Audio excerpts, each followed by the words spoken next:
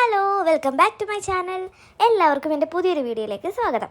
അപ്പോൾ നമ്മളിന്ന് തയ്യാറാക്കാൻ പോകുന്നത് തമ്പനയിൽ കണ്ടതുപോലെ തന്നെ ഒരു ലൂബിക്ക അച്ചാറിട്ടൊരു വ്ളോഗാണ് കേട്ടോ. അപ്പോൾ നമ്മൾ വീടിൻ്റെ ബാക്ക് സൈഡിലുള്ള ടെറസിൽ കയറിയിട്ട് നമ്മൾ നല്ല ചുമന്ന് തൊടുത്തിരിക്കുന്ന ലൂബിക്ക നോക്കി സെലക്ട് ചെയ്ത് നമ്മളത് പറിക്കും. എന്നിട്ട് ഇത് പറിച്ചതിന് ശേഷം നമ്മളൊരു 2-3 ദിവസം ഇത് ഉപ്പിലിട്ട വെള്ളത്തിൽ നമ്മൾ ഇട്ട് വെക്കും. കല്ലുപ്പൊക്കെ ഇട്ടിട്ട് നമ്മളിതിനെ ഒന്ന് കുതിരാൻ വേണ്ടിയിട്ട് വെക്കും. ഒരുപാടൊന്നും അങ്ങോട്ട് സെറ്റാവണ്ട. അപ്പോൾ നമ്മളിത് കുതിരാൻ വേണ്ടിയിട്ട് സെലക്ട് ചെയ്തെടുത്ത് നല്ല ചുമന്ന ഗ്ലോവയ്ക്ക നോക്കിയിട്ട്, നമ്മൾ ആലപ്പുഴക്കാർ ഇതിന് ഗ്ലോവയ്ക്ക എന്നാണ് പറയുന്നത്. മിക്ക സ്ഥലങ്ങളിലും ഇതിന് ലൂബിക്ക, ലവലോലിക്ക എന്നൊക്കെ പറയുന്നത് കേട്ടിട്ടുണ്ട് കേട്ടോ. പക്ഷെ നമ്മൾ ഗ്ലോവയ്ക്ക എന്നാണ് പറയുന്നത്. കൂടുതൽ ആൾക്കാർക്ക് മനസ്സിലാകാനാണ് ലൂബിക്ക എന്ന് തന്നെ കൊടുത്തിരിക്കുന്നത് വീഡിയോയിൽ. അപ്പോൾ നമ്മളിതിൽ നമുക്ക് ആവശ്യമുള്ളതൊക്കെ നോക്കി നമ്മൾ പിക്ക് ചെയ്തിട്ട് നമ്മളിതിനെ ഒരു 2 ദിവസം ഉപ്പിലിട്ട് വെക്കുവേ.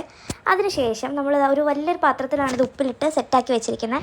അപ്പോൾ നമ്മൾ ഈ വെള്ളമൊക്കെ ഒന്ന് ഊറ്റി കളഞ്ഞിട്ട് വേണം അച്ചാറിനായിട്ട് നമ്മൾ റെഡിയാക്കി വെക്കാനായിട്ട്. അപ്പോൾ നമ്മൾ അച്ചാറിന് ആവശ്യമായിട്ടുള്ള ഇഞ്ചിയും വെളുത്തുള്ളിയും ആവശ്യത്തിന് പച്ചമുളകും കറിവേപ്പിലയും എല്ലാം നമ്മൾ ആദ്യം തന്നെ സെറ്റാക്കി വെച്ചിട്ടുണ്ടായിരുന്നു. വീഡിയോ എടുക്കണ്ടേ. നമ്മുടെ ഉമ്മച്ചിയാണ് കേട്ടോ അച്ചാറിടുന്ന വീഡിയോ ഒക്കെ ചെയ്യുന്നത്. എനിക്ക് ഈ അച്ചാറിലൊന്നും ഞാൻ അത്ര എക്സ്പേർട്ടൊന്നും അല്ല. അപ്പോൾ നമ്മൾ കഴുകി ഊറ്റി വെച്ചിരിക്കുന്ന ഈ ഒരു ഗ്ലോവയ്ക്ക കണ്ടോ, ഇതിൻ്റെ കളറൊക്കെ നമ്മൾ ആ ഉപ്പിലിട്ടതുകൊണ്ടാണ് കേട്ടോ ഇങ്ങനെ ഇരിക്കുന്നത്. ശരിക്കും ഇത് നല്ല ചുമന്ന് തൊടുത്തിരുന്ന ഗ്ലോവയ്ക്കായിരുന്നേ. ഇപ്പോൾ നമ്മൾ ഉപ്പിലിട്ട് എടുക്കുമ്പോഴത്തേക്കും ഈ ഒരു സ്റ്റേജിലായിരിക്കും ഇരിക്കുന്നത്. അപ്പോൾ നമ്മൾ വലിയൊരു പാൻ നമുക്ക് സ്റ്റൗവിലേക്ക് വെക്കാം. അതിനുശേഷം നമുക്ക് ആവശ്യത്തിന് എണ്ണയൊക്കെ ഒഴിച്ച് ആ ചട്ടി ഒന്ന് ചൂടായി വരുമ്പോൾ വേണം എണ്ണ ഒഴിക്കാൻ. അപ്പോൾ ഇവിടെ മമ്മ ആണെങ്കിൽ നമ്മുടെ ഗ്ലോവയ്ക്കൊക്കെ എന്തോ ഒരു ഉപ്പ് പിടിച്ചു എന്നൊക്കെ ഒന്ന് ടേസ്റ്റ് ചെയ്ത് നോക്കുകയാണ് കേട്ടോ. ഗ്ലോവയ്ക്കയുടെ ഉപ്പൊക്കെ നമുക്ക് അറിഞ്ഞാലല്ലേ നമ്മൾ അച്ചാറിടുമ്പോഴും അതിനനുസരിച്ച് നമുക്ക് ചേർക്കാൻ പറ്റത്തുള്ളൂ. അപ്പോൾ ഞാൻ ഈ നമ്മുടെ ഗ്ലോവയ്ക്ക ഇപ്പോൾ ഏത് സ്റ്റേജിലാണ് ഉപ്പിലിട്ടതിന് ശേഷം ആയിട്ടിരിക്കുന്നതെന്ന് ഞങ്ങൾക്ക് കാണിക്കാൻ വേണ്ടിയിട്ടാണ് ഞാൻ ഈ ഒരു ഷോട്ട് എടുത്തിരിക്കുന്നത്. ഞാൻ ഈ ഗ്ലോവയ്ക്കാനൊന്ന് ഞെക്കി ഞാൻ നിങ്ങൾക്ക് കാണിച്ചു തരാം. കണ്ടോ, നല്ല അകത്ത് നല്ല പിങ്ക് കളറിൽ നല്ല സെറ്റായിട്ടിരിക്കുകയാണ്. നമുക്ക് അച്ചാറിടാനുള്ള കറക്റ്റ് പാകത്തിലായിട്ടുണ്ട്. അപ്പോൾ നമ്മൾ ചട്ടിയിലേക്ക് എണ്ണ ഒഴിച്ചു കഴിഞ്ഞാൽ പിന്നെ നമുക്ക് അടുത്ത് നമ്മൾ ചെയ്യേണ്ട ഒരു കാര്യം എന്ന് വെച്ചാൽ ആവശ്യത്തിന് നമുക്ക് ഉലുവ, അതുപോലെ തന്നെ കടുക്, ഇത് രണ്ടും നമ്മൾ ഇതിലേക്ക് ഇട്ടിട്ട് നമുക്കൊന്ന് പൊട്ടിച്ചെടുക്കുക എന്നുള്ളതാണ് ആദ്യത്തെ ടാസ്ക്. അപ്പോൾ ഇതേ കടുക് നമ്മൾ എടുക്കുവാണേ. കടുക് എന്നിട്ട് നമ്മൾ ഇതിനകത്തിട്ട് നന്നായിട്ട് പൊട്ടിയതിന് ശേഷമാണ് നമുക്ക് ആവശ്യമുള്ള ഓരോ സാധനങ്ങളായിട്ട് നമ്മൾ ഇട്ടുകൊണ്ടിരിക്കാൻ പോകുന്നത്. അങ്ങനെ കടുകും ഇട്ട് അങ്ങ് പൊട്ടിച്ചെടുത്തിട്ടുണ്ട്. ഇവിടെ ഈ ഒരു അടുക്കളയാണെങ്കിൽ നമ്മൾ രാവിലെ പൊറോട്ടയൊക്കെ ഉണ്ടാക്കിയതിന് ശേഷം നമ്മൾ ക്ലീൻ ചെയ്തിട്ടില്ല. ക്ലീൻ ചെയ്യുന്നതിന് മുന്നെയാണ് നമ്മൾ അച്ചാർ ഉണ്ടാക്കുന്ന ഒരു വീഡിയോ കൂടെ എടുക്കുന്നത്. അതുകൊണ്ടാണ് കുറച്ച് പാത്രങ്ങളൊക്കെ അവിടെ ഇവിടെയൊക്കെ നിരന്നിരിക്കുന്നത്. അതിപ്പോൾ എല്ലാ വീട്ടിലും അങ്ങനെയൊക്കെ തന്നെ ആയിരിക്കുമല്ലോ.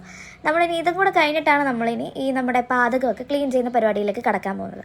അപ്പോൾ നമ്മൾ അച്ചാറിടാനായിട്ടുള്ള സാധനങ്ങളൊക്കെ നമ്മൾ ഈ ഒരു പാനിലേക്ക് നമ്മൾ ഇട്ട് കഴിഞ്ഞിട്ടുണ്ടേ. നമ്മൾ വെളുത്തുള്ളി ഇട്ടു, കടുകും ഉലുവയും പൊട്ടിച്ചതിന് ശേഷം വെളുത്തുള്ളി ഇട്ടിട്ട് നന്നായിട്ട് അതിനൊന്ന് വഴറ്റിയെടുക്കാം. അതൊന്ന് മൂത്ത് വരുന്ന സമയമാകുമ്പോഴത്തേക്കും നമുക്ക് കട്ട് ചെയ്ത് വെച്ചിരിക്കുന്ന പച്ചമുളകും കൂടി ഇതിലോട്ട് ആഡ് ചെയ്ത് കൊടുക്കാം. എന്നിട്ട് വീണ്ടും നമ്മളിങ്ങനെ മിക്സ് ചെയ്ത് കൊടുത്തോണ്ടേ ഇരിക്കാം കേട്ടോ. അതിനുശേഷം നമ്മൾ കുനുകുന അരിഞ്ഞ് വെച്ചിരിക്കുന്ന ഇഞ്ചി അതും കൂടി ഇതിലേക്ക് നമ്മൾ ചേർത്ത് കൊടുക്കുന്നുണ്ട്. ശരിക്കും സത്യം പറഞ്ഞുണ്ടല്ലോ, നമ്മൾ അച്ചാറിടുന്നതിന് മുന്നേ തന്നെ ഇത്രയും സാധനങ്ങൾ എണ്ണയ്ക്കകത്തിട്ട് വഴറ്റിയെടുത്തപ്പോൾ തന്നെ ഒരു പ്രത്യേക മണമായിരുന്നു കേട്ടോ. ഇവിടെ ഫുള്ളും നല്ല മണമായിരുന്നു. ഞാൻ ഓർത്ത് അച്ചാർ ഇടാതെ തന്നെ നമുക്ക് വെളുത്തുള്ളി അച്ചാറൊക്കെ ഇടുമ്പോൾ ആ ഒരു അച്ചാറിൻ്റെ ഒരു മണവും കാര്യങ്ങളൊക്കെ വരുന്നത് ഈ ഒരു ഗുട്ടൻ സാധനം എനിക്ക് ഇപ്പോഴാണ് മനസ്സിലായത്. ഒന്നും ഇതിനകത്ത് വേറെ ചേർത്തിട്ടില്ല, നല്ല മണം വരുന്നുണ്ട് അച്ചാറിൻ്റെ. അപ്പോൾ ഇത് നമ്മൾ നന്നായിട്ട് മിക്സ് ചെയ്ത് കൊടുത്തിട്ട് ഇതിൻ്റെ കളറൊന്ന് ചെറുതായിട്ടൊന്ന് മാറി വന്നപ്പോഴത്തേക്കും കുറച്ച് ഉപ്പും കൂടെ ചേർത്ത് കൊടുത്തിട്ടുണ്ടേ. പിന്നെ നമുക്ക് ഓപ്ഷണൽ ആയിട്ടുള്ളൊരു കാര്യം എന്ന് വെച്ചാൽ അച്ചാറിടുമ്പോൾ നമുക്ക് വേണമെങ്കിൽ നമുക്കതിലേക്ക് ശർക്കരയൊക്കെ, മധുരം അച്ചാറിൽ ഇടാൻ ഇഷ്ടപ്പെടുന്ന ആൾക്കാരാണെങ്കിൽ നമുക്ക് ശർക്കരയൊക്കെ അതിൽ ചേർത്ത് കൊടുക്കാം. ഇപ്പോൾ നമ്മൾ കുറച്ചധികം ഗ്ലോവയ്ക്ക നമ്മുടെ കയ്യിലുള്ളതുകൊണ്ട് നമ്മളൊരു 4-5 സ്പൂൺ മുളക് പൊടി ഇതിലേക്ക് നമ്മൾ ചേർത്ത് കൊടുക്കുന്നുണ്ട്. 4 സ്പൂൺ മുളക് പൊടിയാണ് നമ്മൾ ചേർത്ത് കൊടുത്തിരിക്കുന്നത്. ഇത് നമ്മുടെ എരിവ് കുറവുള്ള മുളക് പൊടിയാണ് കേട്ടോ നമ്മൾ ഇട്ട് കൊടുക്കുന്നത്. എന്നിട്ട് നമുക്കിതിലേക്ക് മഞ്ഞൾപ്പൊടിയും കൂടി ചേർത്ത് കൊടുക്കാം. മഞ്ഞൾപ്പൊടി ചേർത്തതിന് ശേഷം നമ്മളിതിൻ്റെ നന്നായിട്ടൊന്ന് മൂപ്പിച്ചെടുക്കാനായിട്ട് നമുക്കൊന്ന് വഴറ്റി കൊടുക്കാം. നന്നായിട്ട് ഇത് വഴറ്റി കഴിഞ്ഞിട്ടാണ് നമ്മൾ ഇതിലേക്ക് ആവശ്യത്തിന് കായപ്പൊടിയൊക്കെ ചേർത്ത് കൊടുക്കുന്നത്. അപ്പോൾ നമ്മളിത് നന്നായിട്ടൊന്ന് മിക്സ് ചെയ്തതിന് ശേഷം ഉണ്ടല്ലോ, നമ്മളിതിലേക്ക് വിനാഗിരി ഒഴിച്ചു കൊടുക്കാം കേട്ടോ. നമുക്ക് എത്രത്തോളം വേണം അത്രയും നമുക്ക് ഒഴിച്ചു കൊടുക്കാം. അപ്പോൾ വിനാഗിരിയും കൂടെ നമ്മൾ ഇതിലേക്ക് ഒഴിച്ചതിന് ശേഷമാണ് നമ്മുടെ പ്രധാന കഥാപാത്രമായിട്ടുള്ള കായപ്പൊടി നമ്മൾ ചേർത്ത് കൊടുക്കുന്നത്. അത് നമുക്ക് ആവശ്യത്തിന് നമുക്ക് ചേർത്ത് കൊടുത്തതിന് ശേഷം ഇതിനെ നമുക്ക് നല്ലപോലെ ഒന്ന് മിക്സ് ചെയ്ത് കൊടുക്കാം കേട്ടോ. ഇത് നന്നായിട്ടൊന്ന് മിക്സ് ചെയ്തതിന് ശേഷമാണ് നമ്മളിനി ഗ്ലോവയ്ക്ക നമ്മൾ ഇതിലേക്ക് ചേർത്ത് കൊടുക്കാൻ പോകുന്നത്. നമുക്ക് തീ ഒന്ന് കുറച്ചും കൂടെ വെച്ച് കൊടുക്കാം, അല്ലെങ്കിൽ ചിലപ്പോൾ അടിക്ക് പിടിക്കുവേ.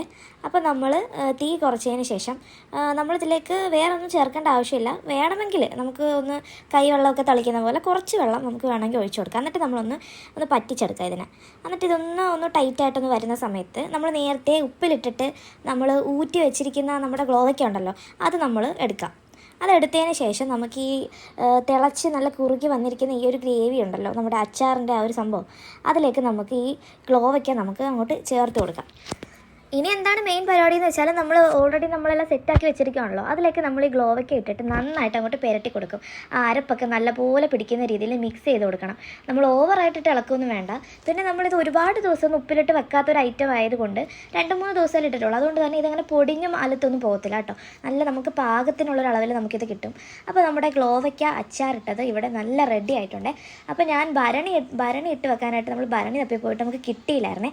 അതുകൊണ്ട് നമ്മൾ ചില്ലിൻ്റെ ഒരു പാത്രത്തിൽ ഇത് തണുത്താറിയതിന് ശേഷം നമ്മളിത് ഇട്ട് വെക്കാൻ പോകുന്നത്. അപ്പോൾ നമ്മുടെ അടിപൊളി നല്ല സ്വാദുള്ള ഒരു ഗ്ലോവയ്ക്ക അച്ചാർ. ഇതിൻ്റെ ഒരു പ്രത്യേകത എന്ന് വെച്ചാൽ നമുക്കിത് ബിരിയാണിയുടെ കൂടെയും കഴിക്കാം. ഇതിന് ചെറിയൊരു മധുരം വരും നമ്മൾ അച്ചാറിടുമ്പോഴത്തേക്കും. അപ്പോൾ ഇത് നല്ല ടേസ്റ്റാണ്.